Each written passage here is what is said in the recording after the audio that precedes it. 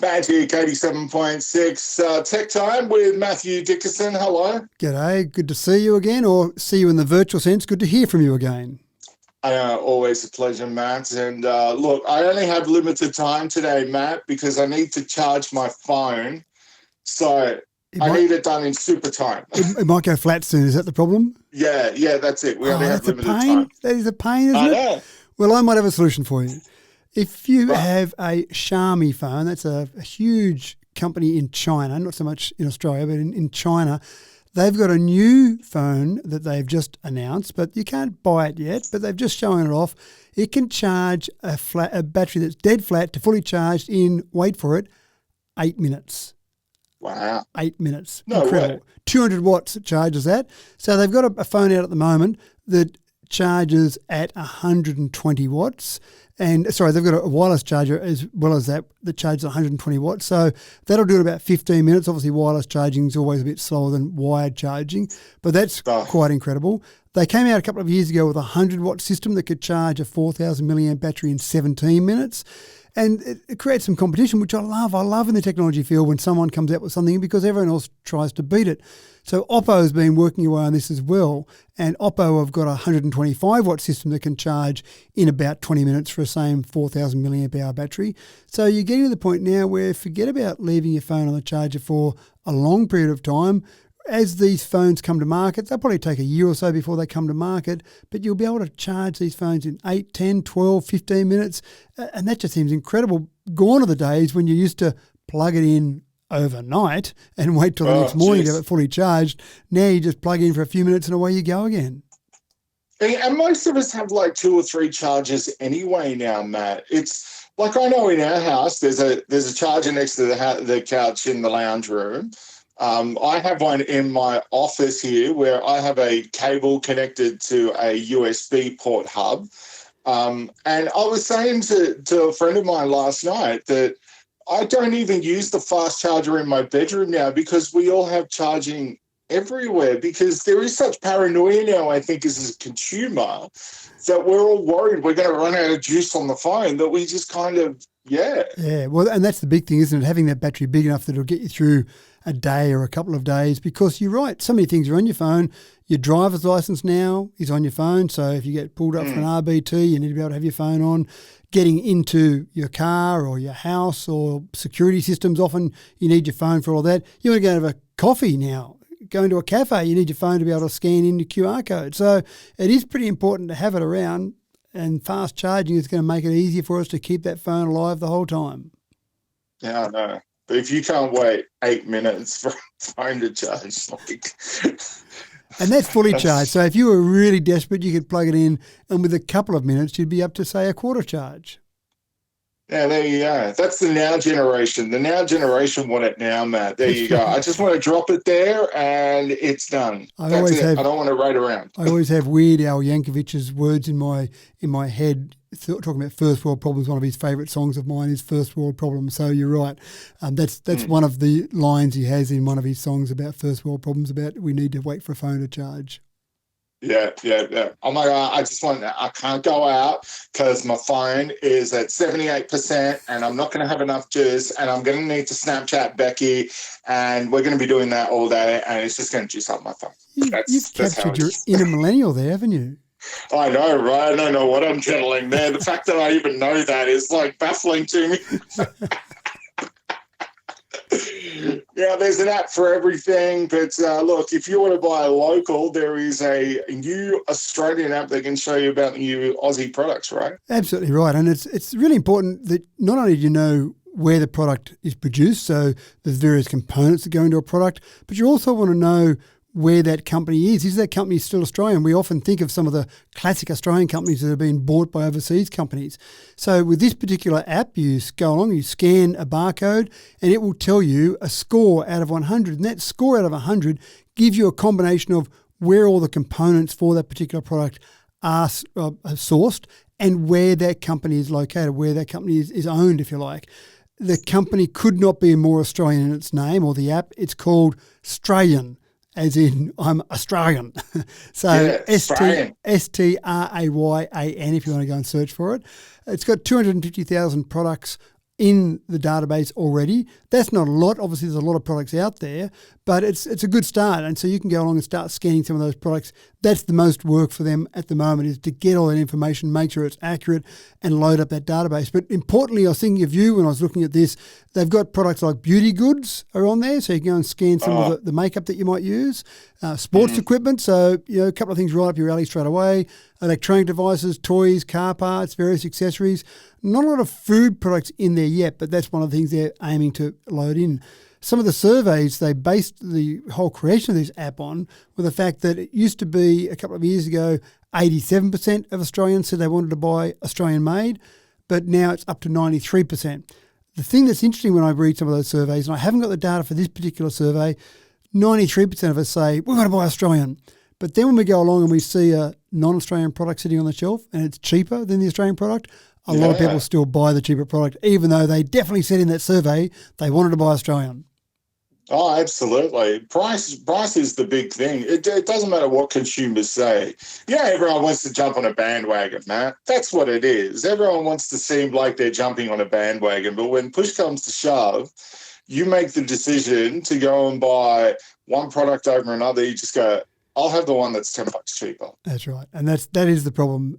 When someone approaches you down the street and surveys you, you'll get a bit of a poor look from that surveyor when you say you'd rather buy an overseas product. But when you're actually doing the shopping, especially now with self-checkout, no one can judge what you're doing. Oh, yeah. Oh, absolutely. Yeah. No, that's a very good way.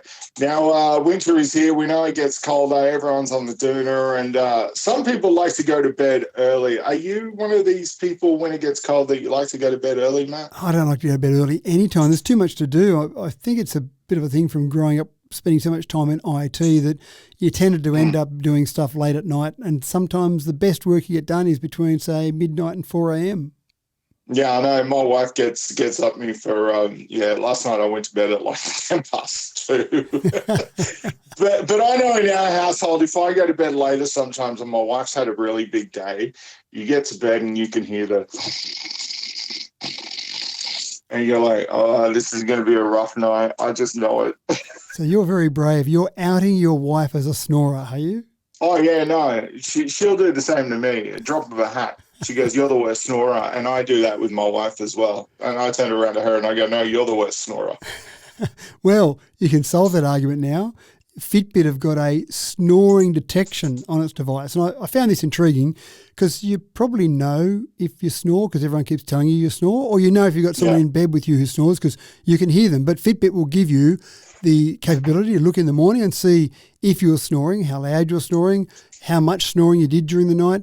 It doesn't give you any solutions for that snoring as such, but snoring can be a sign of some other health conditions. So if you did have a fair bit of snoring and your Fitbit told you that you were snoring loudly through the night or snoring often during the night, you might go along to the doctor and say, look, my Fitbit told me this. What do you think about this? And they go, oh, here's another person with their own health devices. But let's go to the hypochondriac. That's right. So it is something, though, I think we're seeing more and more health facilities come through with our personal wearable devices, whether it be an ECG or heart rate or now snoring detection on there to see exactly how loud you snore and how often you snore throughout the night. Yeah, no, I can be a terrible snorer because I had huge tonsils for years, and I doubled that up by being a smoker as well. And my wife turned around to me and said, I know when you got your tonsils taken out that was going to solve everything. She goes, I reckon you're just as bad now as you were before. I'm like, have you heard you lately? Sorry, those in glass houses. Well, solve that argument now. You can both put a Fitbit on and see who snores the loudest. Oh, yeah. Don't worry. September. I'll buy one. Birthday. So, yeah. We all know when we jump in a plane that sometimes the pilot and the co-pilot, they take a break and hit the button. But I don't know how I'd feel, Matt, if there was no pilot and co-pilot in a plane. Yeah, I don't know how we became comfortable with the fact that the plane takes off with a couple of people and then they just sit back and kick back. And I've actually been up in the cabin of an A380 talking to a pilot there one day, and he showed me the stirrups, for want of a better word, where they put their feet back and rest while the plane's flying along at 36,000 feet or whatever it is. So we're okay with that. We seem comfortable with that because there's two pilots there. but there's a company in America now that's focused on the King Airs. The King Air is a popular plane in Australia, and they're focused on turning these King Airs into fully autonomous planes. And the King Air doesn't carry many passengers, only carry 7 passengers, but they're not talking about getting them flying autonomously with people on board, at least initially, but it's not a big jump to go from there to having people on board. They're really focused on using them for things like, for example, bushfires, when you're flying way above a bushfire, trying to work out where that fire is going and directing water tankers to go and drop water on that particular fire, or for doing surveying, or even for cargo. So those types of things, they'll load up a plane, the plane will take off, it'll fly to another spot and land, and no one will be on board that entire time. And it's not like some planes that we see that have got someone flying them remotely, so a drone as such that's got someone sitting in a bunker somewhere that's flying that plane from a couple of 100 kilometres away. These won't have anyone flying it. They might have someone at a remote location monitoring, and that person might be monitoring a number of these planes, but no one will be actually flying it apart from the computer. And it should be pretty safe. I mean, they've got their own runway to take off on. There's not other traffic there. They've got the air. There's a fair bit of space when you go 3D. They've got an airport at the other end. It's kind of a spot to land. I mean, I think the thing that scares people the most is when something goes wrong. And I've watched enough air crash investigation episodes to know that when something goes wrong, you want some humans on board that have been in the armed forces or that have been through simulations 1,000 times and know what to do in these emergencies. That's, I think, when people start to get a bit scared about what might happen. Has no one seen the Flying High movies? where they did the autopilot and the inflatable kind of figure comes up in the... Well, it makes people feel more comfortable, doesn't it? They look through the little window and they see a couple of blow-up dolls in there. It's all must be okay. That's exactly right. I'm sorry, this theory was already done in the 80s. It doesn't work because the guy had to come in and he had the war flashbacks and he saved everyone. That's right. Well, as long as you've got someone on the plane that's obviously had a previous career in the armed forces, they can go and break into the cockpit and take control when the automated pilot doesn't like it anymore. Yeah, I know. There you go. I just want one of those. That's all I want. That's all I need. Just tell me there's one person there and I'm good. What's going on in Lithuania and Poland? I think someone over there has been in lockdown during COVID-19 and they must have been a Stargate fan because they've built their own version of a wormhole using, what we've got as our technology at the moment. We don't quite have the technology to create a wormhole that lets us get in at one spot and come out somewhere else, whether it be in another dimension or somewhere else on the planet or somewhere else in the universe. What we do have, though, is the technology to have a little circle that looks like a Stargate and put some screens in there and some cameras around it. And so they've got 2 cities hooked up. They've got Vilnius, which is the capital of Lithuania, and they've got Lublin in Poland. So those 2 locations both have one of these Stargate circles, and you can walk up to that Stargate circle and you can talk to someone who's about 400 kilometres away in another country. Seems like a bit of Zoom video calling on overdrive maybe, but this is trying to just work out how you can bring the world closer together. And again, I think someone's either been smoking too much or watching too much Stargate on TV. Can you imagine the Saturday night version of that? I just want to sit on a park bench and watch it on a Saturday night after those Poles have gotten into the vodka and stuff. Yep. Can you imagine the stuff that would go on? Well, I was wondering how many people would try and walk through the Stargate because they could see people go around, oh man, I'll come and have a drink with you, and they walk into the screen and bounce back. And then you see that in the movie sometimes, and they've obviously got something wrong in the flux converter or whatever it might be. The chakras are pointing in the wrong direction maybe, so they'll try again from a different angle, and the 3rd or 4th time that they've fallen to the ground and their friends are so busy laughing, they might say, I don't think this is going to work. Yeah, I know, right? I know. Weird stuff happens in the Eastern Bloc, mate. You just sometimes it's better left unsaid. I think so.